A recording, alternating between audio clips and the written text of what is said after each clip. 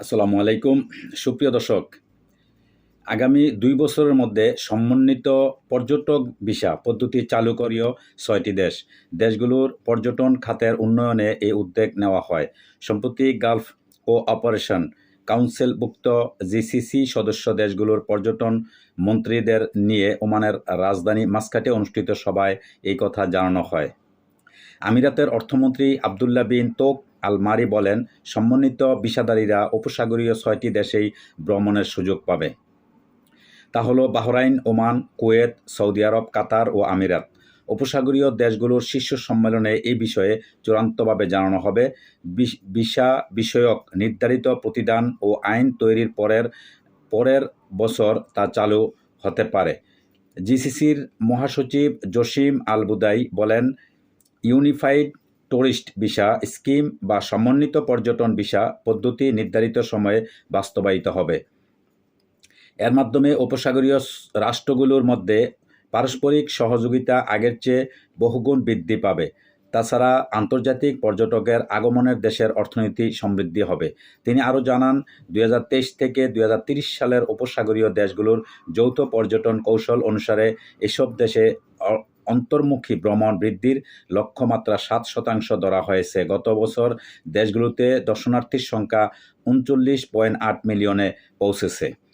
এতে ২০২১ সালের তুলনায় ১৩৬.৬% বৃদ্ধি পেয়েছে। ২০৩০ সালের মধ্যে দর্শনার্থীর এই সংখ্যা ১২৮.৭ মিলিয়নে পৌঁছানো এখন লক্ষ্য। তিনি আরও বলেন, জিসিসি দেশগুলোতে পর্যটকের সংখ্যা বছরে ৮% বৃদ্ধি লক্ষ্যমাত্রা ধরা হয়েছে। সেই অনুসারে ২০২৩ সালের শেষ নাগাদ এই খাতে ৯৬.৩৯ মিলিয়ন মার্কিন ডলার এবং ২০৩০ সালে ১৮৮ বিলিয়ন ডলারে পৌঁছবে বলে আশা করা হচ্ছে। জিডিপিতে এইসব দেশের ভ্রমণ ও পর্যটন খাতের অবদানে ৭% বৃদ্ধি পাবে এবং ২০৩০ সালে এর মূল্য সংযোজন ১৮৫.৯ মিলিয়নে পৌঁছবে বলে আশা করা হচ্ছে। সূত্র WAAM।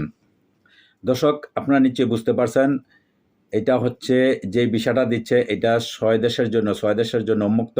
আপনি একটা ভিসা দিয়ে ৬টা দেশে আপনি সফর করতে পারবেন, কিন্তু আপনি বাংলাদেশ থেকে সরাসরি এই ভিসাগুলো পাবেন না। যারা ভিসা প্রত্যাশী বা যারা ভিজিট ভিসা বা এই ধরনের পর্যটন ভিসায় যারা বিভিন্ন দেশে ঘোরাফেরা করতেছেন, যাদের পাসপোর্টে অনেকগুলো দেশের ভিসা আছে, বিভিন্ন দেশে তারা ঘোরাফেরা করে, ব্যবসা বাণিজ্য আছে বা তারা পর্যটক হিসাবে বিভিন্ন দেশে ঘুরে, তাদের জন্য কিন্তু উন্মুক্ত। তারা বাংলাদেশ থেকে না, পৃথিবীর যে কোনো দেশ থেকে তারা ভিসার জন্য অ্যাপ্লিকেশন করলেই ভিসা পাবে।